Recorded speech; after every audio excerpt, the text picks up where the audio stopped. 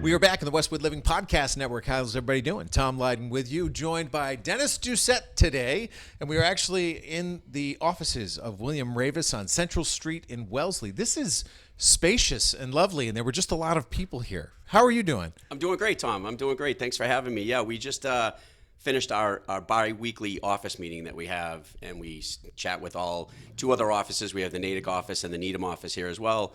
And it's kind of buzzing usually on Wednesdays during this time. All the agents get together, chat, talk about the market and whatnot. Oh, okay. I thought that was just people who worked in this office. That's more than just this office. That's also Natick and what else?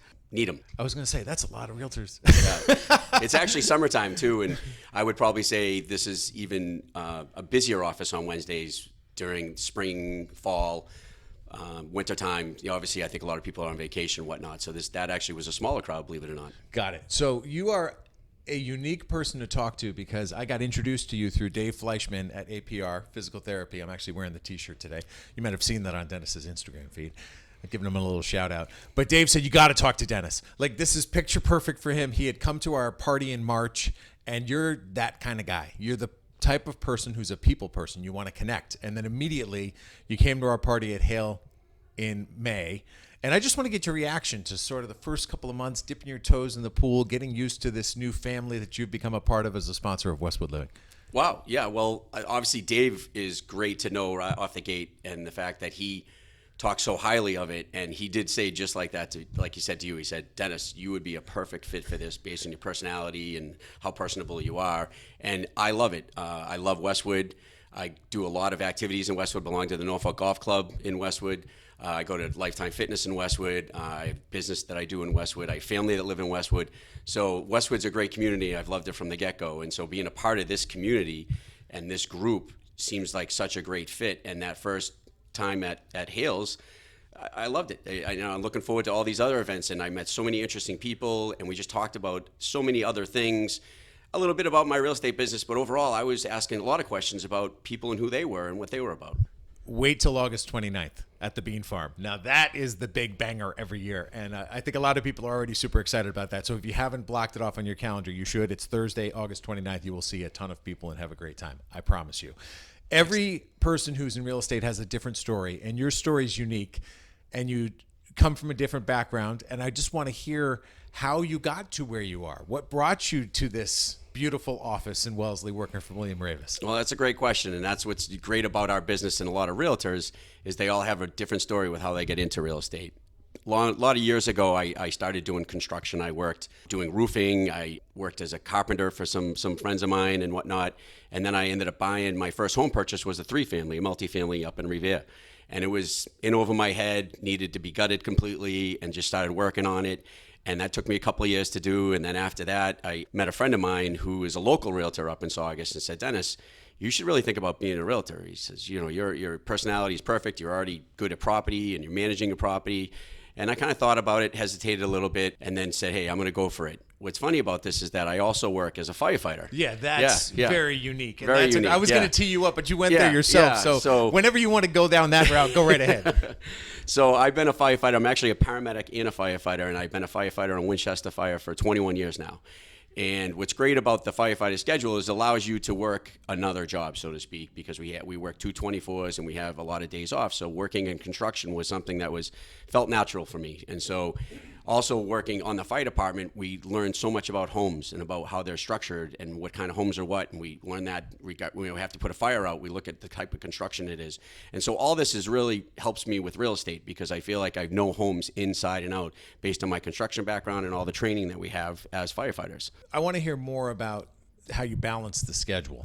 Because do you run on adrenaline? I mean, how do you make this work? You're talking just so casually about, you do 224s. What do the 224s mean? So, good question. So basically, we go in and we do 3 shifts in one shift, so to speak. We go in at 8 a.m. one day, and then we work for 24 hours. We get off at 8 a.m. the next day. So we're there for 24 hours straight, and we do whatever calls come through the door. Whatever it's needed, we do. And then we have one day off. Then we come back for another 24 hours, and then we have 5 days off. And that schedule rotates throughout the year. So sometimes you work weekends and holidays. That schedule just is very it's excellent for having something else to do, so to speak. And what's funny about it is I feel like real estate is another full-time job for me as well. No question. Yeah, I'm able to sometimes, based on the schedule, if we're not doing calls or training, I have a room in my fire station that I can, look at my computer, research properties, do all that work that I would do in the office that we're in right now in Wellesley. So it affords me the time to do that, and it's really, you just have to be great at time management to do that. Can you give me an example of something that might have happened in your career where you looked at a house and based on your experience as a firefighter, you were just like, there's something either wrong with this house or this house has a great advantage because it's a step ahead of something that may have been built 10, 20 years ago. You know what I'm saying? How you can apply your knowledge as a firefighter to what you do as a real estate agent. Well, what's funny is that every home that gets sold and before you sell it, you have to do a fire inspection. You have to do a smoke detector inspection. So, this is a quick little one, not about the whole construction of the house, but I can see fire hazards right out of the gate. And yeah, it's funny. That's what I go right back to it, and so I'll come through the house and I'll look at it and be like, hey, that smoke detector's in the wrong place. We have to move that. And they'll be like, oh, how do you know that? And then I'll look at certain other features. And when I look at the basement, I look at electrical panels. When I look at how homes are plumbed and where things are run, and I look for safety hazards all the time, and it's just an instinct because as a firefighter you're always looking at that. And when I look at roofs, where I used to be a roofer, I actually work as a ladder guy. I'm the ladder guy on our crew. So whenever I'm looking at a roof, I'll stand outside and look at it, and I'll see some pitch differences, I'll see some imperfections and things and whatnot. And I'm always looking at roofs sometimes to know if I have to climb up and cut a hole in it or save somebody out of a window. And so now I'm looking at this as a realtor, and I'm able to look at that and see things that can be red flags moving forward that maybe we need to discuss. See, you just rattled that off, and that's exactly what I was looking for. That's such a unique perspective that you bring to this world. So what have you learned about being a realtor? How many years have you been a realtor? 12. Okay, so you've been there a long time. So Yeah. You've seen a lot change, right? You've seen the market go up, you've seen the market go down, you've seen low inventory, you've seen high inventory. We'll get to all of that. But is there one or two lessons that you've learned in the decade plus as a realtor that is most important, maybe something you didn't know when you started? I think experience matters in real estate. It really does. It is the paramount thing that you can have as a realtor. When you come out of real estate school, you take the classes and you take the test. And what I've learned is when you get the experience, you know the pitfalls that could come up prior, as you move forward in transactions. And when you speak of those things, that you're able to speak of those things better because you've been through them, and you're able to advise the clients and say, hey, this could happen, this might happen. And then if it does, you look great, but you also know that you're prepared to deal with that. So I would say the biggest thing in real estate is knowing how transactions can happen, worst case scenario, best case scenarios, but you need to communicate this to your client all the time, and you need to have that. And so as I've grown in this business, I've learned that so much. I feel like I'm a very personable and very easy to talk to person, and my communication is great with people, but you have to actually be even better than that. And so I'm always looking to increase that as a craft for a realtor. Yeah. So one term that I've fallen in love with over the last 12, 14 months has been marry the house, date the rate. Is that a good way to sum up sort of where we are right now? Because people have been so hesitant, number one, to put their house on the market because, if they sell, where are they going to go? What's their rate going to be? What sort of advice do you give people on both ends? Maybe people who are eager to get out, downsize, move, have to relocate, and those who are dying to buy a property. There seems to be a little bit of a logjam just because of that inventory problem we've been looking at for the last 12 months. That adage that you just said there, real estate's full of them. We've been, over the years, we get a ton of them that they say, hey, say that, the saying, and that date your rate, marry your house it's actually a very true statement, and it's just a simple way to put it. You have to elaborate on that. You can't just say, hey, this is what you do. But really, overall, if you love a home, you should buy it, not buy it because the rate is high, because rates move, they fluctuate all the time, they go up, they go down, and when the rates come down again, which they will, you're going to see even more of a floodgates open when it comes to people looking for homes. You're going to see inventory will increase, but you're going to see, we still see bidding wars right now, but instead of seeing 15, 20, 30 offers, which I've dealt with on both sides of it, listing and buying, you see maybe 3 or 4. So you have a better chance of getting a house in this market, even though the inventory is a little bit lower. You can look at that home and you can say, listen, I know I'm going to pay a higher rate, and I know I need to do some work to it, but you're going to be in your home that you love, that you can make your own. And then as the rates come down and as the floodgates open, you're going to sit in your home and all your equity is just going to increase as everyone around you starts selling their house. They get more money for it. Everyone's scrambling around. So you're going to be here sitting pretty, so to speak, and sitting confident and saying, wow, I'm glad I'm not in this craziness of the real estate market, because it will get crazier again. We've seen a lot of people waiving the contingencies over the last couple of years, which is dangerous, right? It's a risk. Correct. So how do you advise people in that category? Well, that's a great question, only because literally I had a home inspection yesterday, and I just got the inspection report, and I was actually looking at it when you walked through the door to talk with me today.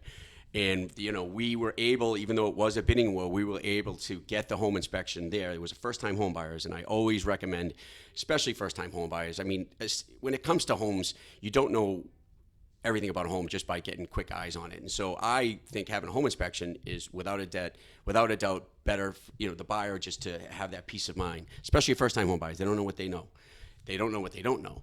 And so basically, we were able to get this offer accepted. Even we were the highest offer, but we also got that home inspection, but we put a number on it. We put it, and this is something that you see a lot more in this, where you say, listen, we're not going to come back to you unless we see, $20,000 worth of work to be done. That we won't come back to you, but we still want to do our inspection because it gives us the opportunity to walk away if we want to. And I think that's very important for buyers. And if you can structure your offer correctly, you're able to get that done. And like I said, we just got that done. Even though we had multiple offers, the other offers that we beat out had waived home inspection, but our price was better, and our contingency with that dollar amount set the seller at ease to say, hey, if there's 20 grand worth of work here and they come back to us, then I guess we should talk to them. So what's great about this market is that every home sale is unique. It's all case by case. And so it's great to look at it and say, how do we play this? How do we do this today based on this client, this house, what's going on? And so I would love to have home inspections be a regular thing to come back again, because I think it's beneficial for everybody. That way there's no second thoughts. You don't feel like you got into something that you shouldn't have gotten into. Okay, I'm going to put you on the spot. What do you think sets you apart? What makes you a good realtor? That put me on the spot. I honestly, my integrity is top notch. My personality, my personability with people is great. I get along with everybody, even if they're difficult. And I think that's the hardest part. There's a lot of egos in our business. And when it comes to talking with people, I don't need to be the smartest person in the room. I just need to be able to have someone want to communicate with me and talk with me, even if there's a problem. And that's, real estate transactions, there's always something that comes up. And it's how you handle them is defines you as an agent. And I feel that that's when we really get to work, is when there's a problem. And I surround myself with great people, team, attorneys, mortgage brokers, and these people, we work as a team. And so when things come up, we're able to deal with that.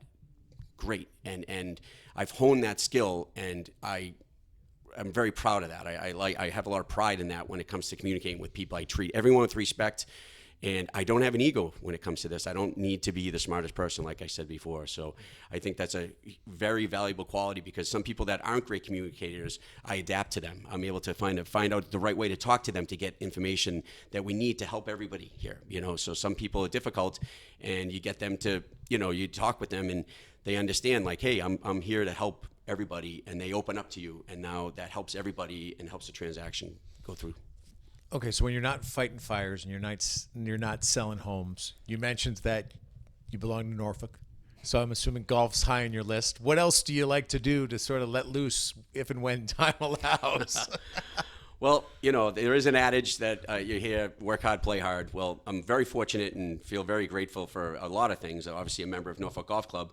I'm playing this evening with my wife, 9 and Dine. This Wednesday night, so we're playing at 5 o'clock today.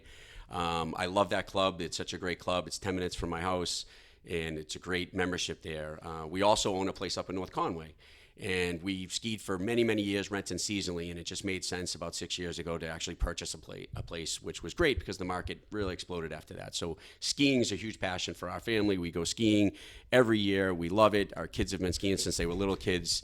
And we also enjoy going to the Cape. I have a ton of family. My wife has family down the Cape, and so we enjoy going to the Cape a lot in the summer.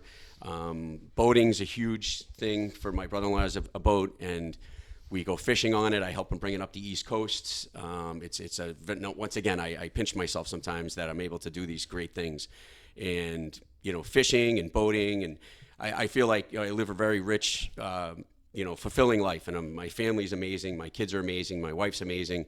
We just, she works at Northeastern, and she's hopefully going to retire in a few years, and then maybe join Norfolk Golf Club like I do, and then we can golf more together. So it's really, we are busy, but I don't feel that I'm that busy.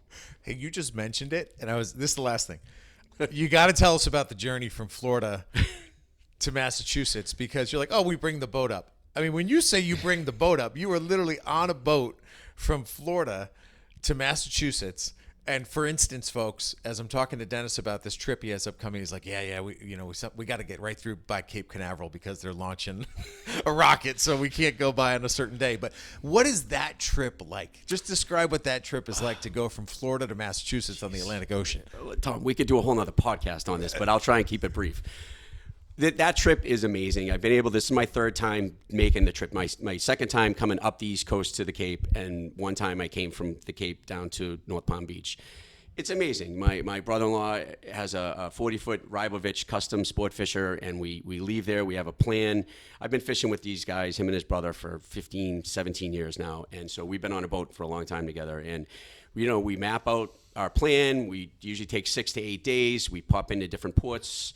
For instance, the first one, St. Augustine, then we try and hit Charleston, South Carolina, and we're on the water for like 8 to 10 hours a day, and we're running, and things come up, and you deal with them, and then you pull into port, you wash the boat down, you get a great dinner, you go to bed, and you're on the boat, and then you wake up and do it again, and every second of it is amazing, even when the seas are rough.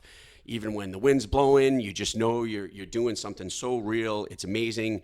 It's funny. It seems like a long time, but it goes by in a flash for me. It really does. And then when you finally pull into port in Osterville and down the Cape, and we just pull in there and we just look at each other and go, we just did that for the last 7 days. Did that. Like, you know what I mean?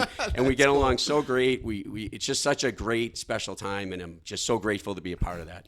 Well, that's cool. That's Dennis Doucette from William Raveis. Of course, the office here, which is the headquarters, is on Central Street in Wellesley, but you can learn more by doing what? How do people get in touch with you? Well, obviously, you can look at the William Raveis website. My profile's on there. DennisDoucette.com also is another way that'll bring you right to my link through William Raveis.